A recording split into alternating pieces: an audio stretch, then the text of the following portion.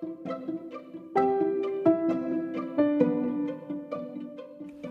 is the Milo Sweet Podcast, where you'll learn to get unstuck. Start now. Conquer life's challenges by learning to do difficult. Find quick and clever ways to overcome. Wait, did you think life was going to be easy? Remember, all of your excuses are now dead to me. Let's get started.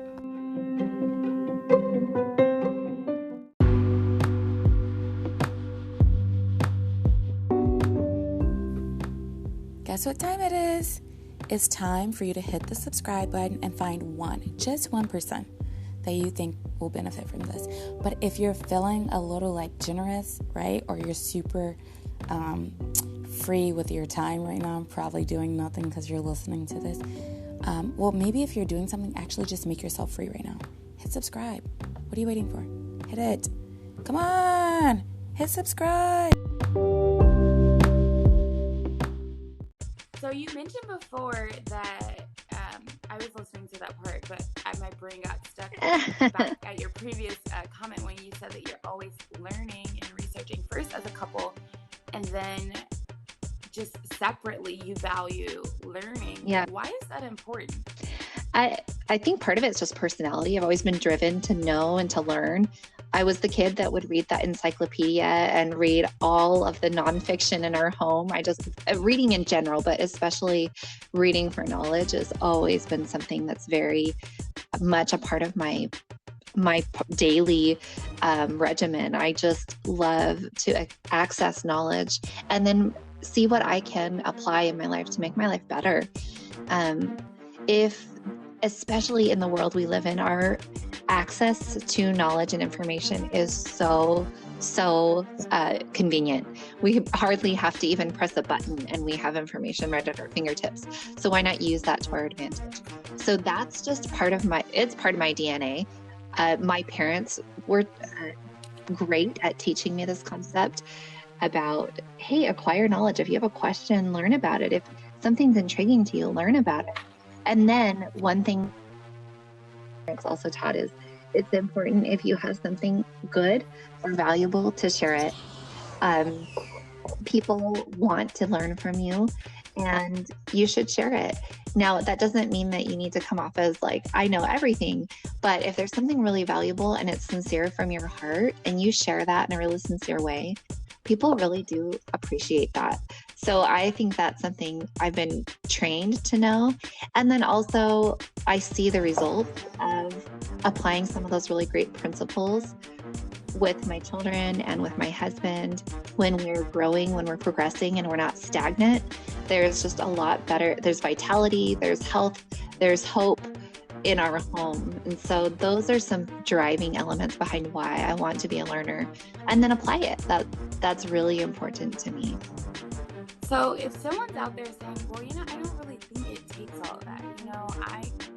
My body figured out how to have the baby. I didn't really know how to have it. I mean, why is it important to first want to learn, to ask questions? I find that people don't ask questions anymore, or maybe, they don't feel as confident to even ask, to just open themselves up to asking. So why is it important to ask questions? And then why is it important, you said, you have a learning regimen, to have a regimen around learning? I think those are two totally different things. You can ask questions and literally forget. My kids will ask me a question and not wait for the answer. They literally ask a question and then walk off. I'm like, are you serious? You know how much of my time you're wasting? I'm just kidding. So why is it important to ask questions and then to have a learning regimen? Oh, I love that. Okay, so asking questions is part of when we were little. Think about every little kid goes through this crazy why phase because we are driven to know, we're driven to figure things out. Now I'm going to go back to, we live in a world that a lot of things have been figured out for us. We have a lot of conveniences. And so sometimes that curiosity is driven away.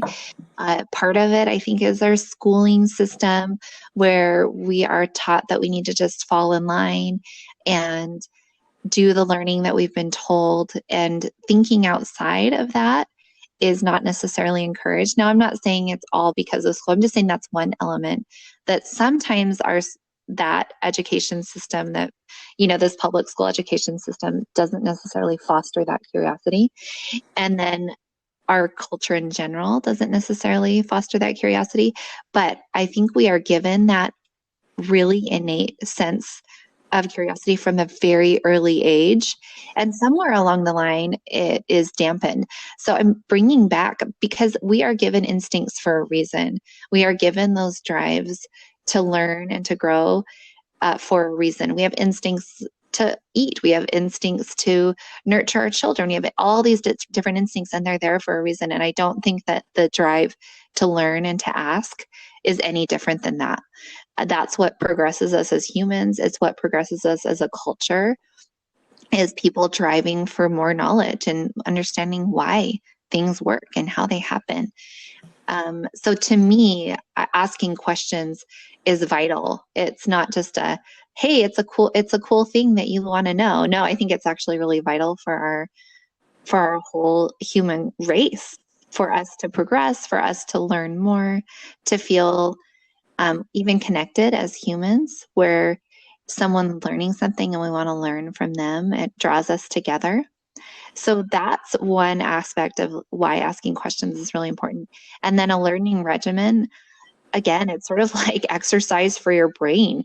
You exercise your body, you take your vitamins, you drink your water, you eat healthy food, and your brain needs that kind of time and attention just the same, where you're accessing different parts of your brain that you normally don't. You're kind of stretching yourself and making your brain do things that are a little bit tricky or hard. That's good for you. It's really good for you. So keeps things active, keeps people vital until as they age and as they grow. And yeah, so that would be my answer to those questions. And so if someone's out there saying, well, what if I don't want to ask any dumb questions? Like, what if my questions are not the best? What would you say to that?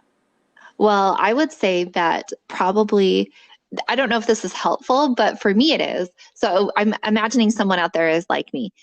Most of the time, the question you're asking has been asked 1,000 times. Someone else, do you know what I'm saying? Someone else had that same thought and they didn't know it. So why would you be any different? Like, you have to go through your process just like anybody else. So just like you learned your multiplication tables when you were younger, at one point you didn't know it and now you do. And this is when you have a question, it's just the same. You have to go through your process. It doesn't mean that you're dumb. It just means you haven't learned it yet. It's just a part of the process. Like for me, I know very little about stocks and investing money. Like that's something but my husband knows a lot about, or other friends like you, Mila, you have a lot of knowledge in like finance and money that I'm just not very educated on. I haven't taken the time to learn about it.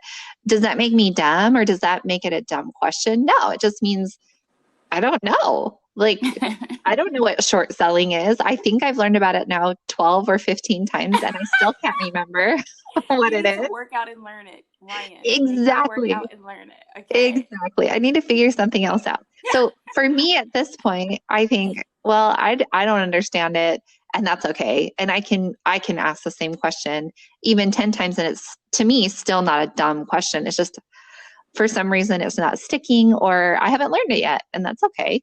That's just part of life. Now, what if someone's on the other spectrum? I might more than likely fall in this category without knowing it, though. It's like I know it already. Like no, Yeah. I don't need to learn or have a learning regimen, because I already know that that's not true, because I learn every day. But I'm just saying, if I had to pick two of the categories, I would probably. Sure.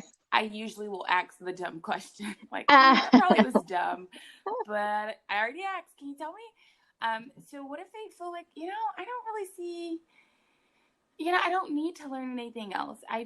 What do you say to that? Do you think it's so valuable for them to have a learning regimen? Oh man. Well, I think from the perspective that we have a limited amount of time, being thoughtful and intentional about what you're learning is probably healthy. So I think I would take your question and think maybe someone's coming from the perspective of, I just don't have time to learn anything else. Like my life is full. I have, these kids I'm taking care of, or I have a job that's very interesting. I just don't have time to learn other things. And I would offer that it broadens your perspective. It creates empathy because you understand, hey, this is something that someone else's life really revolves around. Like, hey, if I maybe I learn a little tiny tidbit about cooking, all of a sudden when I go out to eat, I realize there is somebody back there actually preparing my food and they are putting their heart and soul into it. And I appreciate that person so much more. It creates a connection. Or so that's one aspect of why learning is good. I think it creates empathy and understanding towards other people. Also, it creates a better appreciation of the way things work so that you just don't take things for granted. Um, you have a car that runs. Well, somebody figured out how to build that motor, how to build that engine. And then, honestly, if you learn a little bit about the way that that works, if something goes wrong, you're a much educated, more educated consumer. So you can say, I think I know how this works. And what you're telling me doesn't make sense. So you're more educated, you're less likely to be taken advantage of. Um, Geez, there's just so many different aspects. I think that creating that connection, being a more educated consumer, being someone who can be a resource for somebody else is really, really important. So if you, even if you just have a tidbit of knowledge, but saying, hey, this is something I learned about that, you can help somebody else out.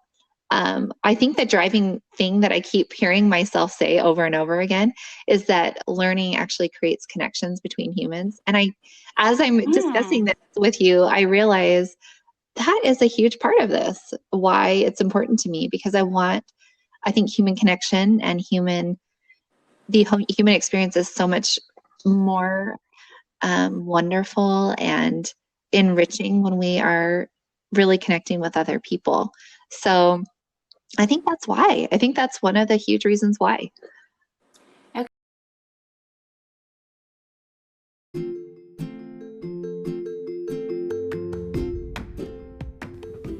All right, that's another episode in the books. Hello? Hello? I said it's over. Why are you still listening? Like, seriously, the episode is over.